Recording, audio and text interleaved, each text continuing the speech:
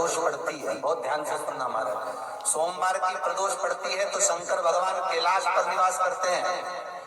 मंगलवार की प्रदोष पड़ती है तो शिव काशी में निवास करते हैं। बुधवार की प्रदोष पड़ती है तो शिव रजत भवन में निवास करते हैं। गुरुवार की प्रदोष पड़ती है तो शिव गंगा के स्थल पर निवास करते हैं। शुक्रवार की अगर प्रदोष पड़ती है तो शिव नीलकंठ पर विराजमान होते हैं। शनिवार की अगर प्रदोष पड़ती है तो शिव शमी के वृक्ष के नीचे रहते हैं। और रविवार की जब प्रदोष पड़ती है तो शिव बेलपत्र के पेड़ के नीचे निवास करते हैं।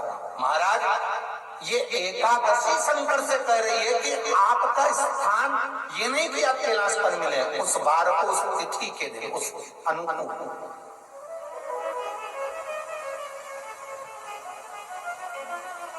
हमारे यहाँ कहते हैं सोमवार की जो प्रदोष पड़ती है वो इच्छा पूर्ति करती है। मंगलवार की प्रदोष रोग से मुक्ति देती है। बुधवार की प्रदोष कामना की पूर्ति करती है। गुरुवार की प्रदोष शत्रुओं का नाश करती है। शुक्रवार की प्रदोष सुख और शांति देती है। शनिवार की प्रदोष संतान का सुख देती है। और रविवार की प्रदोष जो काम दुनिया में कोई नहीं कर सकता वो अच्छे फल की प्राप्ति रविवार की प्रदोष करा देती है। महाराज ऐसी प्रदोषों का नियम वर्णन किया चाहिए। भगवान कहते ठीक है तू थोड़ी देर खड़ी हो। एकादशी सम्मुख खड़ी हुई, पार्वती जी ने जिस अंगुष्ठ का जल पीने के लिए लिया था हाथ में, बस पीने ही वाली थी, शंकर भगवान ने वही हाथ में जल लेकर एकादशी के हाथ में उसको देकर कहा ले ये मेरे द्वारा निर्मित एक व्रत है जिसे त्रयोदशी के दिन तुमने मांगा है, मैं तुझे देता हूँ। आज इस व्रत का फल मैं तुझे प्रदान करता हूँ। अब तू जिस जीवात्मा को लेकर जाएगी उसका पाप प्रबल नहीं होगा। किसी स्त्री, पुरुष, बालक, बुजुर्ग जो भी होगा जिसने प्रदोष का व्रत करा होगा वो जीवात्मा को तू किसी फल की कामना से नहीं स्वतः ही लेकर चली जाए। उसमें कोई कामना नहीं है। बन सके जीवन में 11 प्रदोष या 26 प्रदोष करने के बाद आप उसका उद्यापन कर विराम भी दे सकते। पर जीवन में एक बार प्रदोष का व्रत मौका मिले, जिस कामना से जिस दिन का भाव आपके मन में आए कि मुझे रोग से मुक्ति पाना है तो ये प्रदोष मुझे करना है, मैं और रोग मुक्ति के लिए हम जो भी आपके मन में आ रहा है, संतान प्राप्ति के लिए शनिचरी प्रदोष आप उसका स्मरण करें। फिर लिखा शिव महापुराण में, बड़ा सुंदर लिखा विद्या जी ने, मान लो आप प्रदोष का व्रत नहीं कर सकते, आप अगर व्रत नहीं कर सकते तो प्रदोष के दिन, प्रदोष काल में शाम का समय सूर्यास्त का कुछ पल, कुछ घड़ी के पहले से लेकर बाद तक प्रदोष काल के अंतर्गत आप शंकर जी के मंदिर में जाकर 1 लोटा पानी, 5 बेलपत्र भी अगर समर्पित करते हैं तो संपूर्ण प्रदोष का फल आपके भाग्य में प्रबल हो जाएगा। वही शिव महापुराण की कथा कहती है तुम्हारी थाली में रोली है नहीं है, तुम्हारी थाली में चंदन है नहीं है, तुम्हारी थाली में फूल है नहीं है, तुम्हारी थाली में बेलपत्र है नहीं है, तुम्हारी थाली में कोई वस्तु है नहीं है, मत होने दो, जो है शंकर को चढ़ाओ। और अगर बेलपत्र नहीं है तो शिव से लेकर शंकर को चढ़ा दो। पर शिव महापुराण की विद्येश्वर संहिता कहती है कि पूजन करते समय अपने पड़ोसी से, अपनी सखी से, अपने रिश्तेदार से, अपने सगे से कुछ मांगना मत। क्यों? शंकर को लगेगा कि मेरे दरवाजे पर भी आने के बाद तू मेरे सामने हाथ फैलाने की जगह दूसरे के सामने हाथ फैला रही है, मतलब तेरी पूर्ति वही कर सकता है, तो शिव फिर तुम्हारी पूर्ति नहीं कर सकता, फिर शंकर तुम्हें नहीं दे सकता, फिर शिव नहीं दे। लो ये दूध लीजिए।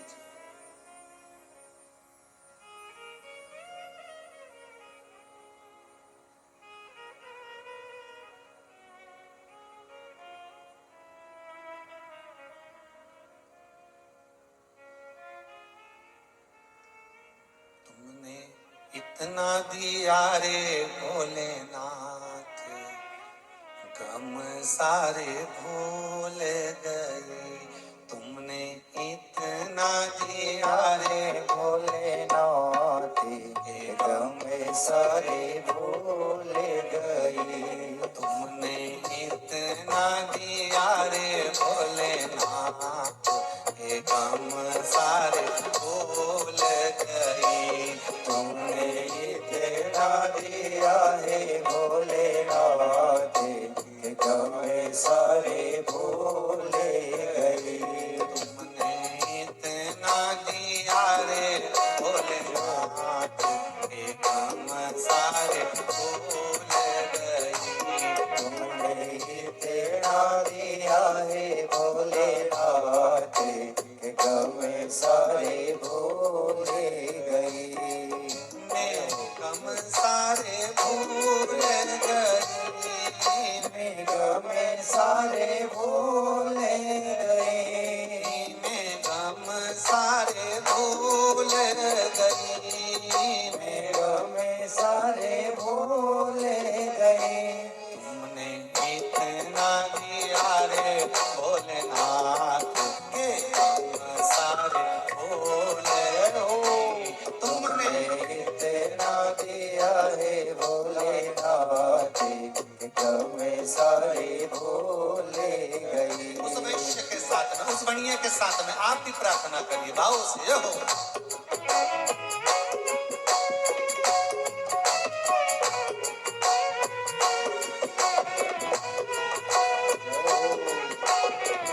हर भोले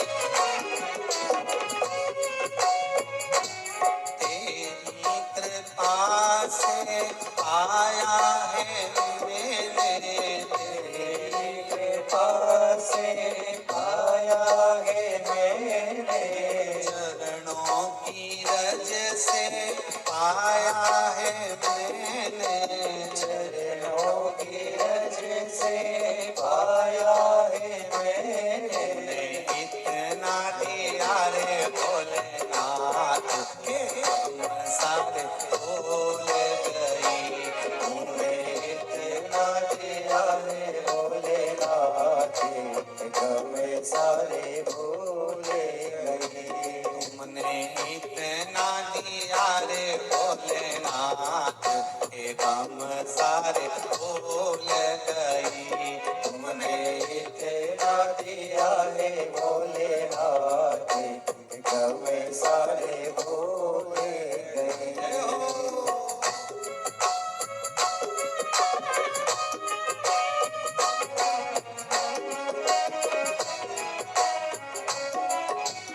मंदिर मंदिर जाति पीरी में, मंदिर मंदिर जाति फेरी में। मंदिर मंदिर जाति पीरी में। मंदिर मंदिर जाति फेरी में। ओ अंत में मिले भोलेनाथ, के गम सारे भूल गई। अरे अंत में मिले भोलेनाथ, गम सारे भूल गए। तुमने इतना दिया रे भोलेनाथ, के गम सारे भूल गई। तुमने इतना दिया है भोलेनाथ, गम सारे भूल गए। तुमने इतना दिया रे भोलेनाथ, के गम सारे भूल गई। तुमने इतना दिया है भोलेनाथ, गम सारे भूल गई।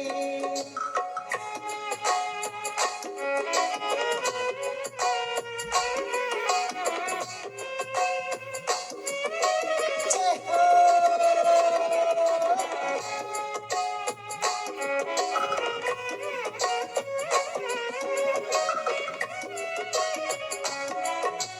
कुटुंब कबीला साथ ना देता, कुटुंब कबीला साथ न देता। संगी साथी साथ ना देता। संगी साथी साथ न देता। कुटुंब कबीला साथ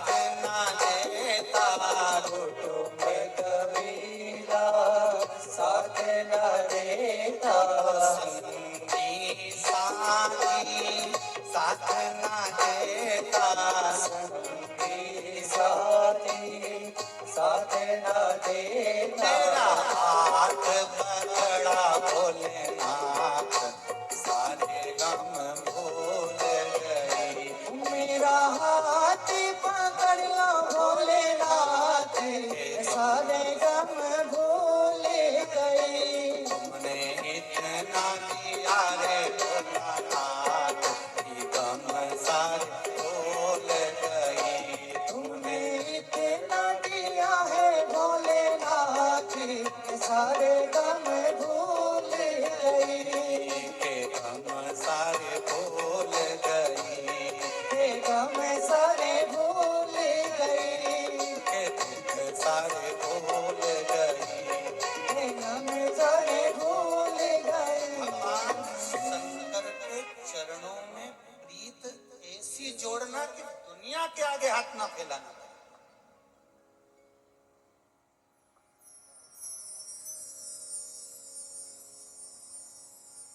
मंदिर जाकर भी अगर आप दुनिया के आगे हाथ फैला करके अभी जरा सा पानी का लोटा देना, तुम्हारा जरा कलश देना आपका, जरा मेरे को पानी चढ़ाना है, दोगे क्या थोड़ा? मंदिर जाकर भी अगर आपको बेलपत्री किसी से मांगना पड़ रही हो, मंदिर जाकर भी अगर आपको फूल किसी से मांगना पड़ रहा है, तो विदेश्वर संहिता शिव महापुराण की कथा कहती है मत मांगो। मांगना है इसीलिए किसी भी देवता पर कोई फूल चढ़ाए, उठाओगे चढ़ाओगे तो उसका दोष है, पर शंकर पर चढ़ी हुई वस्तु धोकर वापिस चढ़ाओगे, शिव स्वीकार कर लो। केवल एक ओघड़दानी है, केवल एक त्रिकालदर्शी कैलाशी, केवल एक शंकर है। ऐसा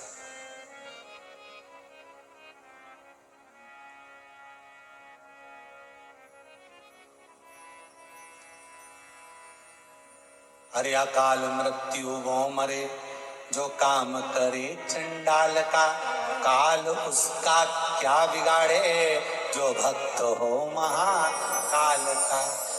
मंदिर में जाकर, तीर्थ में जाकर, महाराज मांगना नहीं। किसके दरवाजे पे जा रहे हो पहले विचार करना। हम मंदिर जा रहे हैं, हम गोवर्धन जा रहे हैं, हो अब गिरिराज जी गए, जरा 50 रुपए दो, हमको भेंट चढ़ाना है सामने। तो भाई गिरिराज बाबा सामने बैठा है, जो दुनिया का भंडार बढ़ता है, और तू दूसरे के सामने मांगने खड़ा है, तो ये भगवान को बुरा लगेगा कि ना लगेगा? नहीं। शिव महापुराण की कथा कहती है शंकर को तो जो चढ़ा तुम शिव से वापिस ले लो, धो वापिस चढ़ो, उसको वापिस समर्पित करो, शिव स्वीकार कर लेगा।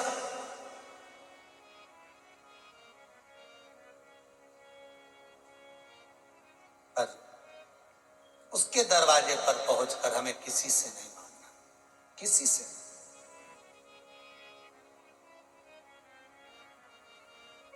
और बनिए से, वो वैश्य से, पड़ोस में कोई बनिया बैठा होगा, कोई वैश्य बैठा होगा, वो कह रहा है ले साहब ले, ये दूध का पात्र लो और दूध चढ़ा दो। आप ये पात्र में हमारे यहाँ हम लेकर आए थे दूध, हमारे साथ में थोड़ा ज्यादा आ गया था, 1 लोटा हमने चढ़ा दिया। आज पत्नी बोली थोड़ा ज्यादा लेकर चलो, तो हम लेकर आए, लो तुम चढ़ा।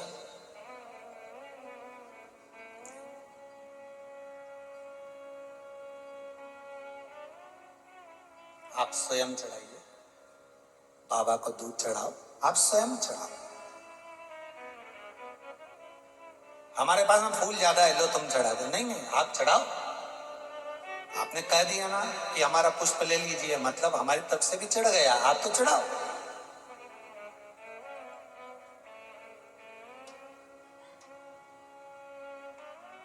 कितना सुंदर भाव लिखा है विष्णु पुराण के अंतर्गत। आपने किसी से कहा मेरा ये काम हो जाएगा तो मैं 10 रुपए का प्रसाद श्री गणेश जी महाराज को चढ़ाऊंगी, मैं 50 रुपए का प्रसाद श्री हनुमान जी को चढ़ाऊंगी, मैं 50 रुपए का प्रसाद श्री भोलेनाथ जी को चढ़ाऊंगी। ध्यान देना, जैसे ही काम हुआ एक दिन की भी देरी नहीं होना चाहिए, नहीं तो ब्याज चालू हो जाता है। 50 रुपए का 51, एक दिन बढ़ गया 51, 2 दिन बढ़ गया 52, एक महीने तक तो 1-1 रुपये बढ़ेगा। एक महीने के बाद फिर डबल बढ़ना चालू, फिर 2 रुपये हो जाए, तीसरे महीने में फिर 3 रुपया 4 रुपया, ऐसे बढ़ता जाता। और मालूम पड़े वो सत्यनारायण भगवान की कथा में आता ना, स्कंद पुराण से जो सत्यनारायण भगवान की कथा निकली है, लीलावती कलावती की, वो स्कंद पुराण से निकली है। सत्यनारायण भगवान की कथा में क्या वर्णन आता है, मेरे घर में संतान होगी तो मैं सत्यनारायण भगवान की कथा अवश्य कराऊंगा। भगवान की कृपा हो गई, उसकी लीला हो गई और इसके घर में बेटी का जन्म हो गया। अब कहता है मैं बेटी का ब्याह उसके विवाह के समय करवाऊंगा। भगवान ने ऐसी कृपा कर दी, कन्या पूर्णिमा के चंद्रमा की तरह बढ़ती चली गई और उस कन्या का विवाह भी हो गया। पत्नी ने कहा आप करा लो सत्यनारायण जी की कथा, बस अब जरा समय मिल जाए फिर कराऊंगा। बताओ, जन्म हुआ जिसकी कथा ब्याह में हुई,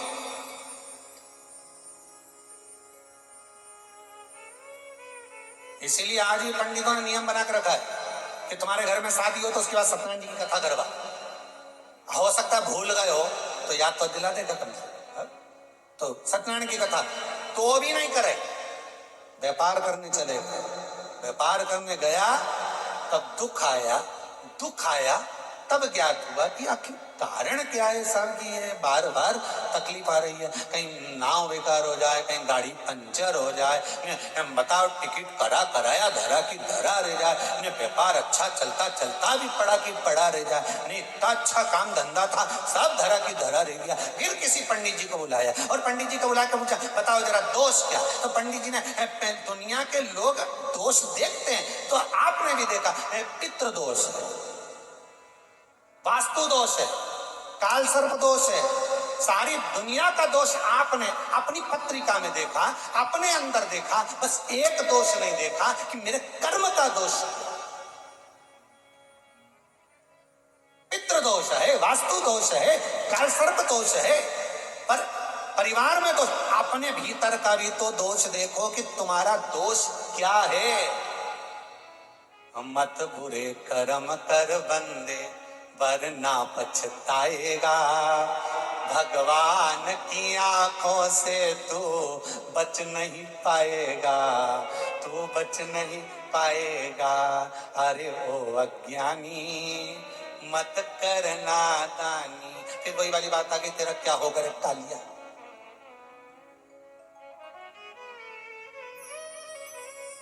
होना क्या है, सब धरा रह जाता।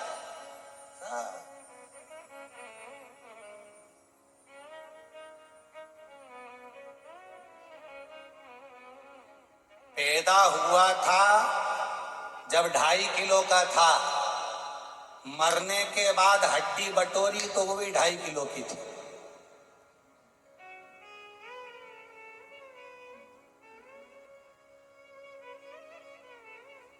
पैदा हुआ, सारे गांव के लोगों ने मिठाई खाई, परिवार वालों ने इतना बड़ा बड़ा लड्डू किराना का बना के खाया, तूने कुछ नहीं खाया।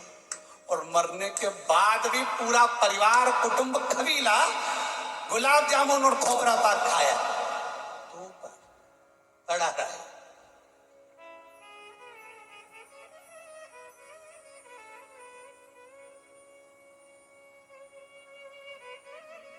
विचार करिएगा, सब डरा रहे बड़ा। अपने भीतर का दोष देखो, हमने कर दिया दोष उसका, हमने कर दिया बहुत दोषी है, उसने ऐसा कर दिया, उसने वैसा कर दिया।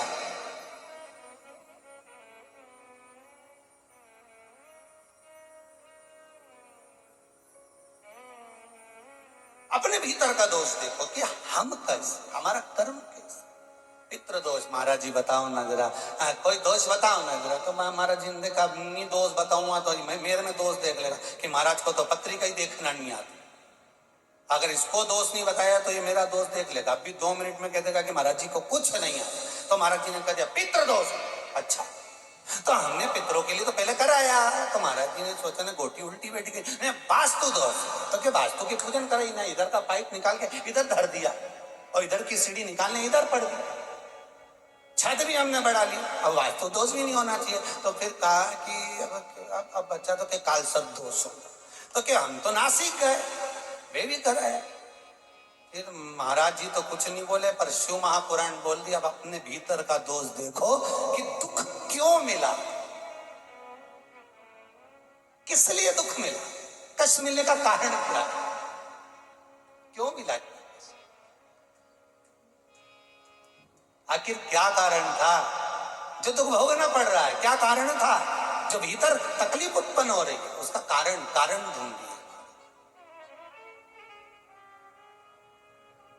महाराज हम उसके दरवाजे पर जाने के बाद हमें नहीं मांगना किसी दूसरे से।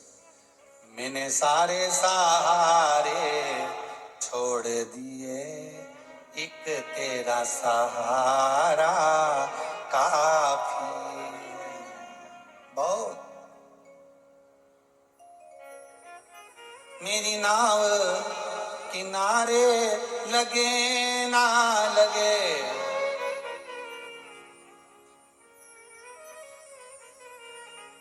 मेरी नाव किनारे लगे ना लगे, तेरे दर का किनारा काफी। मैं जाऊं कहां, जाऊं ना जाऊं, और तेरी चौखट और तेरे दरवाजे पर आने के बाद में मुझे दुनिया से ना मांगना पड़े, इसका ध्यान रखना। भाई कई लोग आते, यही कुबेरेश्वर धाम में कई लोग आके कहते हैं महाराज जी इतना दुख है, इतना दुख है, इतनी तकलीफ है, और मैं कथा सुनूं और उपाय कर रही हूँ, फायदा मिल रहा है, पर मेरा दुख जल्दी से जल्दी कट जाए, नहीं तो लोग क्या कहेंगे। बताओ, भगवान का भजन करती थी, शिव का उपासना करती थी, शंकर का अनुमोदन करती थी, शिव का स्मरण करती थी, भगवान का भजन करते थे, और तो भी दुख आ गया, तो भी कष्ट आ गया। अरे भाई होता है कभी कभी, जिस दवाई को तुम खाते हो, दवाई काय के लिए खाई जाती है। जितने लोग कथा सुन रहे हो टीवी के सामने सोफे पे बैठकर, कुर्सी पर आसन लगाकर, चाय पीते पीते, अच्छे से बोलो, दवाई किस लिए खाते हो कि तुम एक्सपायर ना हो जाओ। दवाई काय के लिए खाते हो कि कहीं प्राण ना छूट जाए, पर तुम्हें एक्सपायर होने से बचाने वाली दवाई भी एक दिन एक्सपायर हो जाती है, वो दवाई भी एक्सपायर, उस पर लिखा रहता है। आप लोगों ने कभी कोई दवाई खाई होगी ना, तो उसमें लिखा होगा एक्सपायर डेट, उसके निर्माण की तारीख, एंड की तारीख, निर्माण। तो जब भी दवाई ली जाती है तो देखो जरा एक्सपायर डेट तो नहीं है, मतलब जो दवाई तुम्हें एक्सपायर करने से बचाती है वो भी एक्सपायर हो जाती है। अर्थात कारण क्या है, शिव महापुराण की कथा कहती है दवाई एक्सपायर हो उससे पहले उसको खा लो, और ये शरीर एक्सपायर हो उससे पहले भजन गा लो। बस दोनों का अंतर है, दवाई एक्सपायर होगी, खाने के लायक नहीं रहेगी, निगल नहीं सकते, नष्ट हो जाओगे, मर जाओगे, प्राण छूट जाएंगे, इन्फेक्शन हो जाएगा। इसलिए निवेदन है वो एक्सपायर हो उससे पहले उसको खा लिया जाए, और ये शरीर एक्सपायर हो, ये चले जाए उससे पहले भजन गा लिया जाए, स्मरण कर लिया जाए, मंत्र जाप जप लिया जाए, नाम स्मरण कर लिया जाए, शंकर का अनुमोदन कर लिया जाए, रामकृष्ण शिव का भजन कर लिया जाए। ये शरीर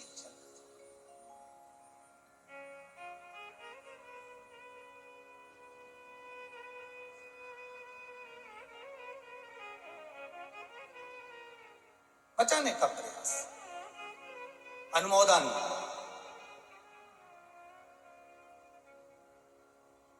ये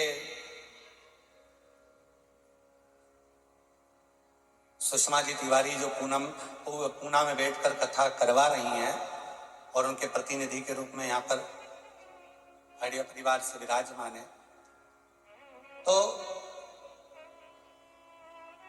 इनकी बेटी का कहना कितना सुंदर है, जरा सुनिएगा, बहुत सुंदर। एक एक बेटी को प्रेरणा देना चाहता हूं, एक एक बेटे को प्रेरणा देना चाहता हूं। वो बेटी यूएसए में बैठ कर कहती है कि मैंने मेरी मम्मी को कुछ भी बनवा कर दिया, मेरी मम्मी ने कुछ भी किया, इतनी खुश वो कभी नहीं हुई जितनी खुश मैंने मेरी माता को फोन कर कर कहा, मम्मी मैंने कथा बुक करी है ऑनलाइन शिव महापुराण की। उस दिन से मेरी माँ इतनी प्रसन्न है, इतनी प्रसन्न है कि मैंने दुनिया की सारी खुशियां उसको प्रदान कर दी। इतनी प्रसन्नता उसके भीतर आ गई, इतनी प्रसन्नता उसके भीतर पहुंच गई। ये प्रसन्न चित्तता का।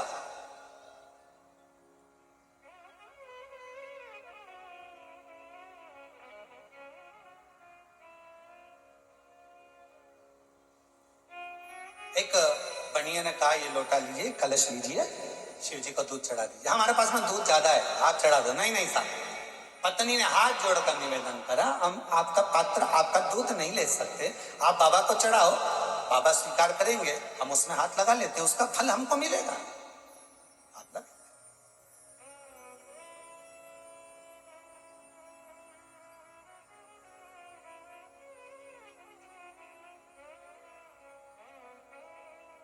आंखों में जल भरा था।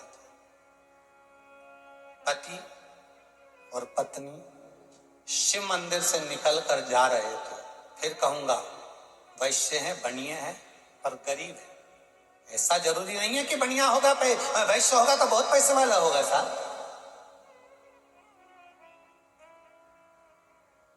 बहुत पैसे वाला होगा ये जरूरी नहीं है। कुछ नहीं था। जाते जाते जो बनिया एक लोटा दूध दे रहा था, वो इनसे कहता है, मंदिर की चौखट पर कल से एक काम करा करो, जब तुम मंदिर आया करो तो मेरे घर से मैं पत्नी से कह दूंगा, एक लोटा दूध मांग कर ले आया। क्या कर ले आना? संबोधन देखिए, मांग कर ले आया।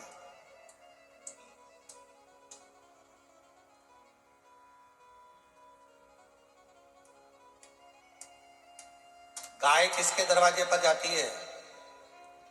रोटी खाने के लिए।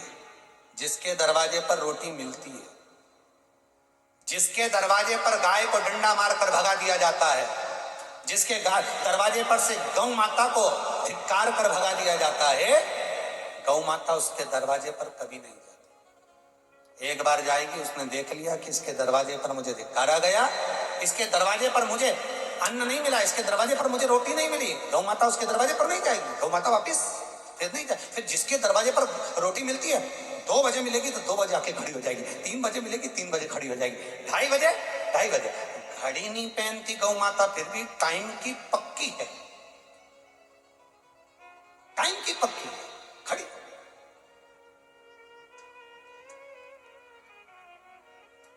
निश्चित समय, क्योंकि उसको मिल रहा है। महाराज, दान करने वाला जब दान करता है तो दान करने वाला ये नहीं कहता कि तुम मेरे दरवाजे पर मांगने आना, वो तो मन देखता है और विचार कर लेता है कि मुझे देना है, मुझे समर्पण करना है। उसके विचार, उसकी चित्तवृत्ति में वो आ गए।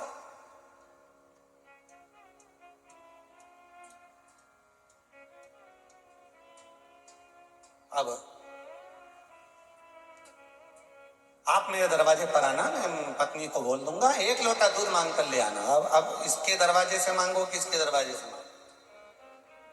देखो कितनी सुंदर बात है शिव महापुराण का ये संवाद, एक एक जीव के लिए है। ये जो कथा आज प्रारंभ हुई है शिव महापुराण की, ये सीखने के लिए है कि हम मंदिर जाकर 10 रुपए पड़ोसी से मांगकर, 10 रुपए अपने पहचान वाले से मांगकर भगवान को चढ़ाए, वो श्रेष्ठ नहीं है। ये सीखना है हमको। और केवल एक नहीं, दुनिया के ना जाने कितने लोग हैं ये गलती करे होंगे। तिरुपति गए होंगे, पैसा दान करना है, पर्स रह गया कहीं पर, मोबाइल रह गया कहीं पर, पैसा हाथ में नहीं है, और तिरुमाला में पहुंच गए तिरुपति का दर्शन करने के लिए। अब पड़ोसी, और काका जी जरा दो ना 10 रुपया। अब उसके दरवाजे पर खड़े हो और मांग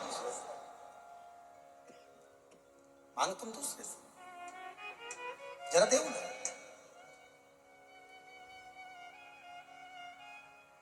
एक से गलती नहीं हुई है, सबसे हुई है, बहुत सारों से हुई है। अपनी अपनी गलती स्वीकार भी करना चाहिए। हाँ साहब, हमसे गलती तो हो गई। हम गए थे सोमनाथ दर्शन करने के लिए, हम गए थे उज्जैन महाकाल दर्शन करने के लिए, हम गए थे तिरुपति दर्शन करने के लिए, हम गए थे नाथद्वारा दर्शन करने के लिए, हम गए थे गोवर्धन नाथ जी का दर्शन करने के लिए, हम गए विश्वनाथ का दर्शन करने के लिए। पर आजकल कह देते हैं ये पर्स बाहर रखो, उसमें अलमारी में रख के आओ, चलो अपने अपने होटल में रख के आओ। अब पैसे कहाँ रखते हैं, इसीलिए फिर हम इनसे मांग लिए, हम तुम्हें बाद में दे देंगे, तुम दे दोगे क्या।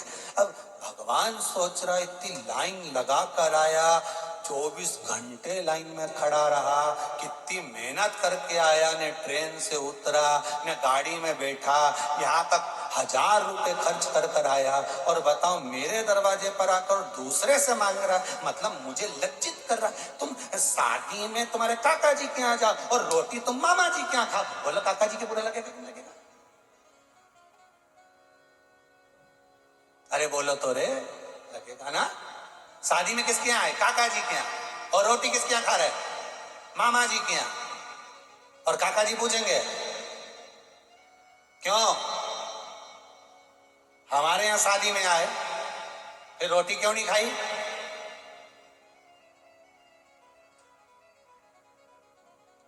कोई आए कुबेरेश्वर धाम में या इस आश्रम में या इस कुबेर भंडारी की भूमि पर कोई रह रहा हो, और मालूम पड़े उसके मन में आवे तो भोजन जावे, हम वहां होटल में कर जाएंगे, हम वहां होटल में नहीं ना ना। ये कुबेर भंडारी की भूमि है, कुबेरेश्वर दादा की भूमि है। कल एक माता आई थी यहाँ, शायद ये ब्राह्मण लोग भी खड़े होंगे, उनने भी देखा होगा। वो माता के हम ऊपर थे मुरली मनोहर मंदिर पर, तो हम वो पत्थर का काम देख रहे थे, और नीचे से वो माता जी आवाज लगाकर बोल रही थी कि आज मैं इतनी खुश हूं। हमने पूछा क्या हो गया, कि मेरे ये दोनों बेटे जुड़वाए और दोनों की जॉब नहीं थी और दोनों की सर्विस लग गई, इतनी खुश हूं। और उसके चेहरे की प्रसन्नता। तो हमने पूछा ऐसा क्या करा। और कल की एक घटना और बता दें, कोई नोएडा से एक लड़का हर 3 महीने में एक बार आता है, कल भी आया, हर 3 महीने में एक बार आता है, यहाँ सेवा करेगा, गौशाला जाएगा, थोड़ी गुआरी काट लेगा, थोड़ा काम कर लेगा, कुछ दिखा उसको सवार देगा। हमें पहली बार मिला, तो हमने पूछा भाई तुम कहाँ से आए हो? तो कहा हम नोएडा से आए। हमने पूछा तुम यहाँ नहीं ठहरे हो? कहा नहीं, हम बाहर सीहोर में ठहरे। अच्छा, कैसे आए हो? रुकोगे 2-4 दिन? नहीं नहीं, हम तो सवेरे आए, एक दिन सेवा करेंगे, रात्रि की गाड़ी है, वापिस चले गए। एक दिन के लिए, हाँ बस। ये मेरा चौथा राउंड है, लगातार आ रहा। बाबा ऐसी कृपा कर दिया है, धीरे धीरे उन्नति की ओर बढ़ते चले जा रहे।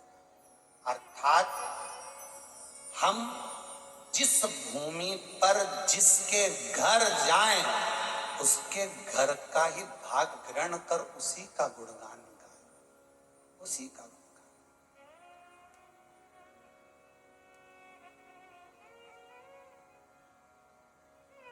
उसी का गुणगान।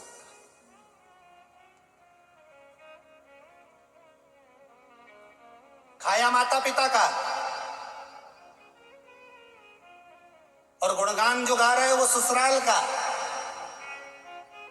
हमारे ससुर जी बहुत बढ़िया साहब, हमारी सास बहुत बढ़िया, क्या जोरदार। हम जब जाते तब रबड़ी खिलाते हमारे ससुर जी, हम जाते जब हमारा आदर करते। और वो माता पिता ने जो जिंदगी भर खिलाया, वो माता पिता ने जो जीवन भर खिलाया, उसका क्या हो गया? 10 साल खाया किसी का और बजाया किसी का।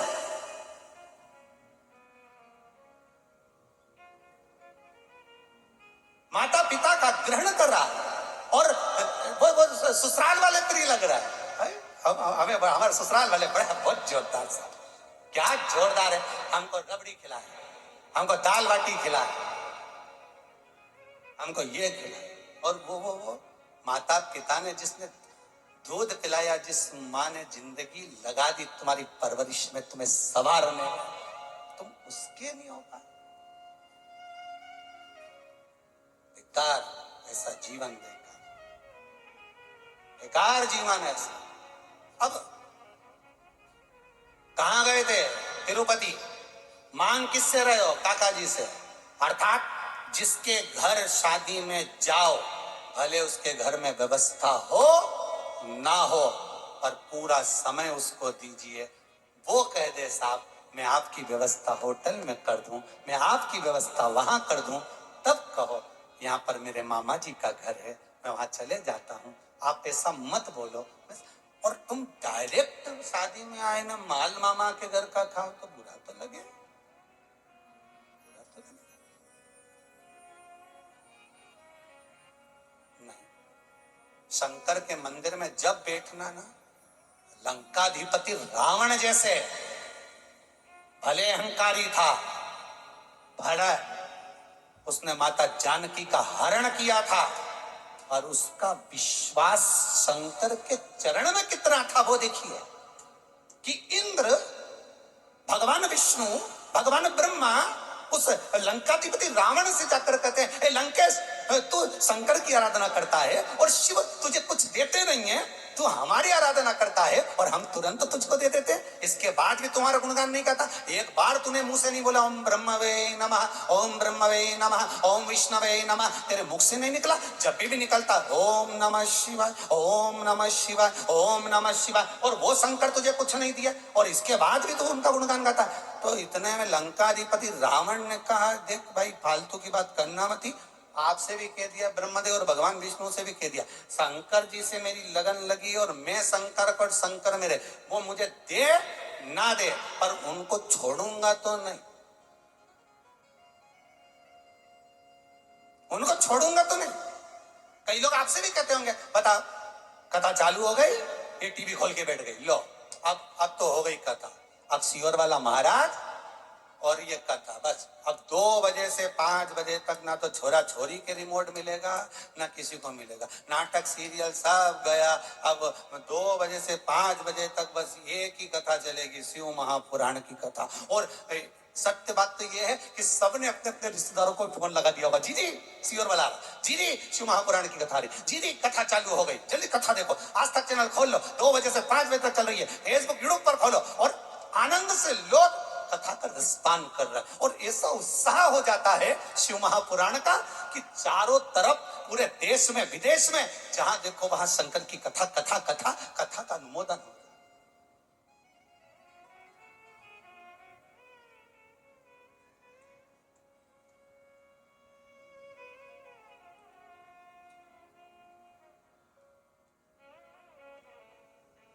शिव पुराण है, शंकर का अनुमोदन है, हमें नहीं मांगना किसी से, हमें वो दे ना दे, तेरा ही दिया मैंने खाया पिया है, तेरा शुक्रिया है, तेरा शुक्रिया है। मुझे मेरे मालिक बहुत दे दिया है, तेरा शुक्रिया है, तेरा शुक्रिया। ये जायदाद दी है, औलाद दी है, जायदाद दी है, औलाद दी है, मुसीबत में हर वक्त इमदाद दी है, तेरा ही दिया मैंने खाया पिया है, तेरा शुक्रिया है, तेरा शुक्रिया। धन्यवाद दो। रावण कहता है शंकर मेरा और मैं शंकर का।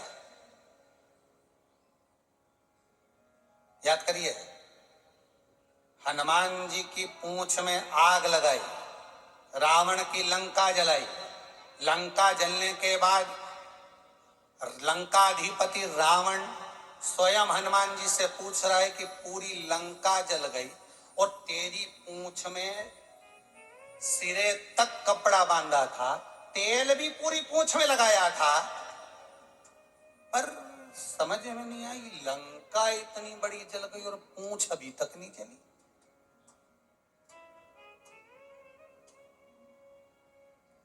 ये बात उड़ती उड़ती पहुंच गई माता सीता जी के पास कि रावण ने प्रश्न रखा है कि लंका जल गई पर हनुमान की पूंछ क्यों नहीं जली? ये तो पूरी पूंछ पे कपड़ा बंधा था, और पूरी पूंछ पे कपड़ा बंधा और सब में तेल डाला, सब में घी डाला, फिर आग तो लगना थी, और यहां तो बिना घी तेल के जल रही है, बिना घी तेल। और स्वयं वो लंकाधिपति रावण का बेटा मेघनाथ ऊपर मेघों से कह रहा है पानी बरसा, और ऊपर से जल वृष्टि करने के लिए मेघ आ भी गए, तो हनुमान जी की पूंछ में आग लगे और हनुमान जी लंका जला रहे, और इतने में मेघ पानी बरसाने वाला था। तो हनुमान जी ने पूछा क्यों रे तू ये बीच में अड़चन क्यों कर रहा? जैसे कई दुनिया के लोगों की आदत है, मंदिर का निर्माण हो, राम मंदिर का निर्माण हो, भगवान का भजन हो, कीर्तन हो, नाम स्मरण हो, भगवान की भक्ति हो, यज्ञ हो, अनुष्ठान हो, मंदिर हो, देवालय हो, तीर्थ हो, कथा हो, सत्संग हो। दुनिया के लोगों को दूसरी जगह से ऑब्जेक्शन नहीं होता जितना धर्म की जगह से ऑब्जेक्शन होता।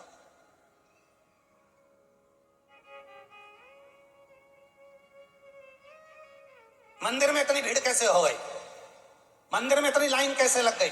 और भैया जिम में लग रही है तो, होटलों में लग रही है तो, ढाबे पर लग रही है तो, चाय की दुकान पर लग रही है तो वो नहीं दिखेगा मंदिर में इतनी भीड़ कैसे हो गई? ये राम मंदिर कैसे बन रहा है? तो ये लगता ही नहीं है कि ये है कौन। कभी कभी तो शंका उत्पन्न हो जाती है, दादा दिखने के तो लगे पर ये है कि नहीं है, प्रश्न भाई। बताओ हनुमान, बोल हे हनुमान, ये पूरी लंका जली, पूंछ में आग क्यों नहीं लगी? हनुमान जी बोले अब ये तो मैं तुम्हें नहीं बता सकता रावण, तेरे बस की नहीं है, बताऊंगा और तुझे समझ में आएगी नहीं। तो सीता जी के पास गए, माता जानकी जी ने पूछ लिया, ये मैंने उड़ते उड़ते सुना है, सीता जी बोली कि पूरी लंका जल गई, हाँ पर तेरी पूंछ नहीं जली। तो हनुमान जी बोले आग किसने लगाई? तो हनुमान सीता जी बोली तूने लगाई। तो अग्नि में कौन था?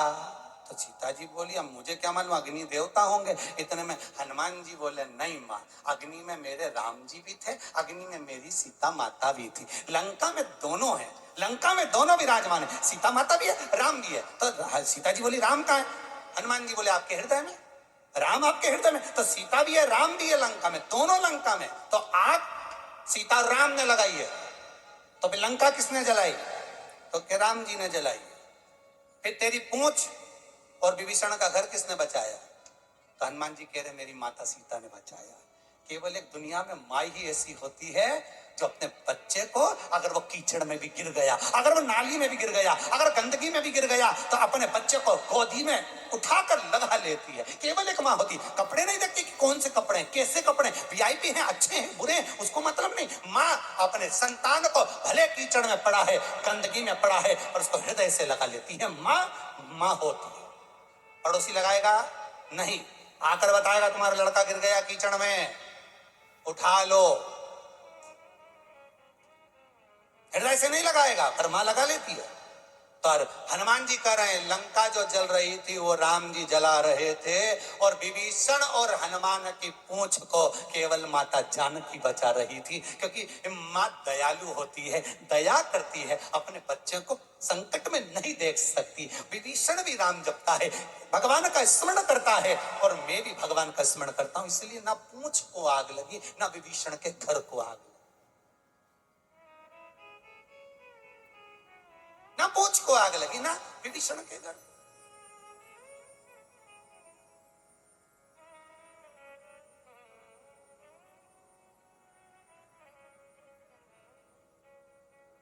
थोड़ा सा व्यापार चला और 2 दिन नहीं चला, किसी से पूछा क्या हुआ, नजर लग गई। 8 दिन चला, 2 दिन नहीं चला, तो क्या किसी ने टोना मार दिया, नजर लग गई। क्यों रे भैया, तुम्हारे व्यापार को नजर लगे और वो इतने बड़े बड़े वो अंबानी ने पंबानी ने टाटा ने बिड़ला ने सबकी फैक्ट्रियां चल रही, इनके भी तो दो चार देखते होंगे, नजर और टोना तो मारते ही होंगे नीचे गिराने के लिए, इनका कुछ नहीं होता और ऊपर बढ़ते चले जाते हैं। उसका कारण है आप जितना भ्रांतियों में गिरते चले जाओगे, दुनिया आपको उतना भ्रांतियों में पटकती चली जाए। और नहीं तो शिव महापुराण की कथा तो कहती है आग लगे बस्ती में और अपन रहो मस्ती में, क्या किसको रोइए चादर तान के सोइए, जो होगा देखा जाएगा, अलमस्त रहो, तुम अलमस्त रहो। जिसके यहां गए उसके यहां से मांगना, जिसके दरवाजे पर पहुंचे उसके दरवाजे से मांगना, आपको अच्छा लगेगा। पर आए तुम काका जी की यहाँ चाय पूरे शहर में पीते जा रहे हो, साहब चाय पिला दो, साहब रोटी खिला दो, साहब पूड़ी भजिया खिलाओ, साहब मंगोड़ा खिलाओ, साहब खीर खिलाओ, नहीं, जिसके यहाँ आए उसका। शिव के दरवाजे पर गए हो, शंकर से मांगना, बेलपत्र उसकी उठाना, धोना भी चढ़ाना भी। भले पड़ोसी की थाली में बेलपत्र रखी हो मत उठाना, पड़ोसी की थाली में फूल पड़ा हो नहीं उठाना। हमें शंकर का चढ़ा हुआ भाग मिलेगा, धोएंगे शिव को चढ़ा देंगे, शिव स्वीकार कर शंकर।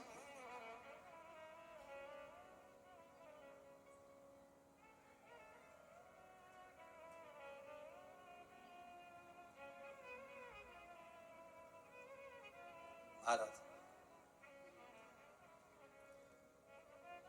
हरी लंबी लंबी लागी है कतार भोलेनाथ के, शिव के द्वार पर जाकर हम भगवान शिव से मांगे।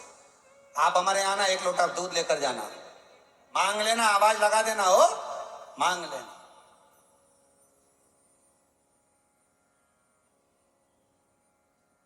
चलते चलते बीच में फिर कोई मिला, एक पति ने अपनी पत्नी से कहा ये वो है, रोज शंकर जी के मंदिर में आते हैं, एक लोटा पानी चढ़ाते हैं, इनके पास चढ़ाने के लिए दूध भी नहीं है, ये वो है। आंख में पत्नी के अश्रु बह रहे थे। शिव महापुराण की कथा कहती है पत्नी पति दोनों घर गए। बहुत अच्छे कुल में अगर जन्म हो जाता है ना तो उसके जैसे रहना भी पड़ता है, उसके जैसा रहना भी पड़ता है। मेरे को एक संवाद याद आ गया सोलापुर का। सोलापुर में एक बार कथा करने गए थे तो एक मारवाड़ी माँ से मिलना हुआ था। वो माँ साड़ी में फाल लगाकर, बहुत पहले की बात है, बहुत पहले की, कम से कम होगा होंगे 12 साल, फाल लगाकर तुरपाई कर कर, ये जो साड़ी में जो पीको वीको होता है ना, ये तो अब चालू हुआ मशीनों से, पहले तो ऐसा ओढ़ते थे 2 बार 3 बार, फिर उसमें माँ उसकी तुरपाई करती। तो ये वो करती थी 1.5 रुपए में। कितने में करती थी? 1.5 रुपए में। और वो साड़ी पहनी थी बड़ी सुंदर कांजीवरम की साड़ी, अब अन्य जो साड़ियां होती है वो साड़ी वो पहनी। तो वो आई और उसकी आंख में अश्रु भरा था। मैं अपने बच्चों को पाल रही हूँ, ये थोड़ा सा भाग कमा लेती हूँ, तुरपाई कर कर फाल लगा कर बच्चों का पालन कर लेती हूँ। मेरे पास में धन नहीं है, मेरे बच्चों को पालने के लिए मेरे पास संपदा नहीं, मेरे पास कुछ है नहीं, बहुत गरीब हूँ गुरुदेव, बहुत गरीब। हमने कहा माँ तेरी साड़ी तो अच्छी दिखती है और फिर भी तू ऐसी बात करती है। वो कहती है गुरुदेव समाज में रहना है ना तो साड़ियां तो दिखावे से पहनना पड़ेगा, किसी के दरवाजे पर हाथ नहीं फैलाना।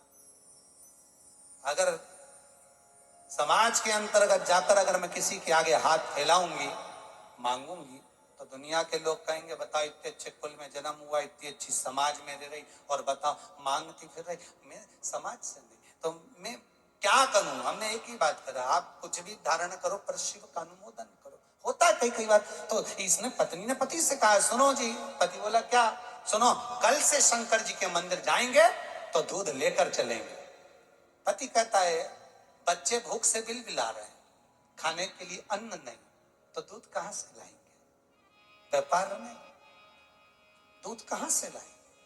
पत्नी कहती है व्यवस्था मैं करती हूं, दूध का पात्र कैसे आया वो ध्यान दीजिएगा। एक लोटा पानी का पति ने उठाया, दूसरा पात्र पत्नी पानी का अंदर ले गई, उसमें थोड़ा सा ज्वार का आटा उंगली से घोल लिया, उसको दूध जैसा सफेद कर कर लेकर आ गए। आटे में पानी को मिलाया, पानी श्वेत हो गया।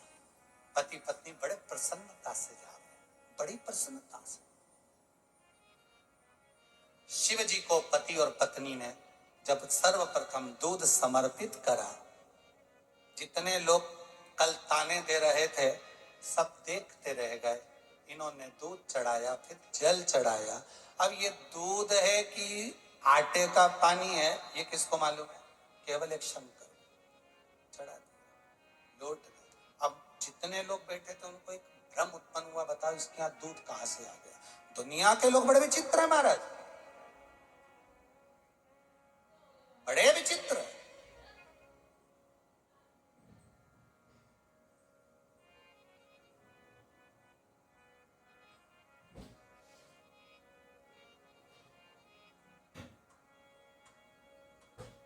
शिव और पार्वती की कथा कहती है दुनिया के लोग कितने विचित्र हैं। शंकर ने पार्वती को दिखाया जब काशी घुमाने के लिए ले गए। पार्वती से कहा चल बैठ पार्वती नंदी पर। शंकर और पार्वती दोनों नंदी पर चले। चढ़ते बेल के ऊपर नंदी पर जो चढ़े तो ये 2-3 लोग खड़े थे ना, आपस में बात करने लगे। बताओ शर्म नहीं आ रही इनके? बताओ इतने भारी भड़कम बेचारे नंदी के प्राण ले लिए, दोनों ही चढ़ गए। पार्वती जी धीरे से शंकर जी से बोली अच्छा नहीं लग रहा है, अपन एक काम करें कि मैं नीचे उतर जाती हूँ, तुम अकेले बैठो। शंकर जी बोले ठीक है, पर तो दुनिया के कहने में क्यों चलती है पार्वती? नहीं नहीं आप बैठो। शंकर भगवान नंदी पे बैठ गए, पार्वती पीछे पीछे चलने लगी। थोड़े दूर चले तो 2-4 लोग और मिल गए। बताओ कैसा व्यक्ति है, बेचारी कोमल कोमल पत्नी को पैदल चला लिया और खुद ऐसा होके नंदी पे चढ़ गया। शंकर भगवान बोले, पार्वती जी बोली प्रभु शंकर जी बोले क्या चाहती है? तुम नीचे उतरो। शंकर जी नीचे उतरे, पार्वती ऊपर बैठ गई। पार्वती बैठ के चली, थोड़ी दूर और चले तो 2-4 लोग वहां मिल गए चौराहे पे। और चौराहे पे मिले तो मिलते ही क्या, बताओ गजब का जोरू का गुलाम। पत्नी को नंदी पे बिठा लिया और खुद पैदल जा। पार्वती जी भी नीचे उतर गई। अब नंदी अकेला जा रहा है, शंकर पार्वती उसको पकड़ के चले जा रहे थे। फिर आगे मिल गए चौराहे पे। इनके बराबर कोई पागल नहीं मिला संसार में। बताओ नंदी साथ में था तो भी पैदल जा रहे। ये दुनिया के लोग आपको जीने नहीं देंगे। बड़ा विचित्र जमाना, बड़ा विचित्र। कैसे जियोगे संसार में?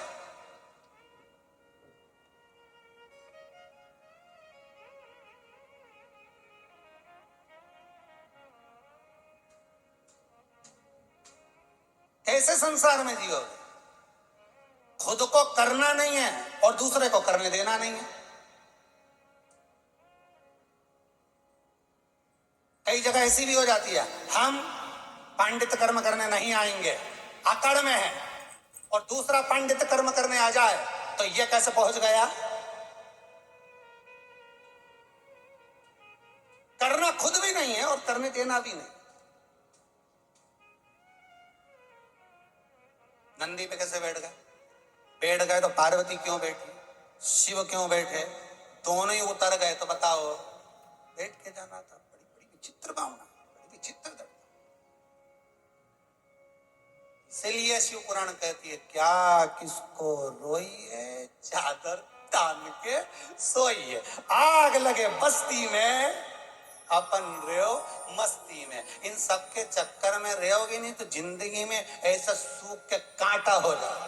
खाओ पियो मत करो, अलमस्त।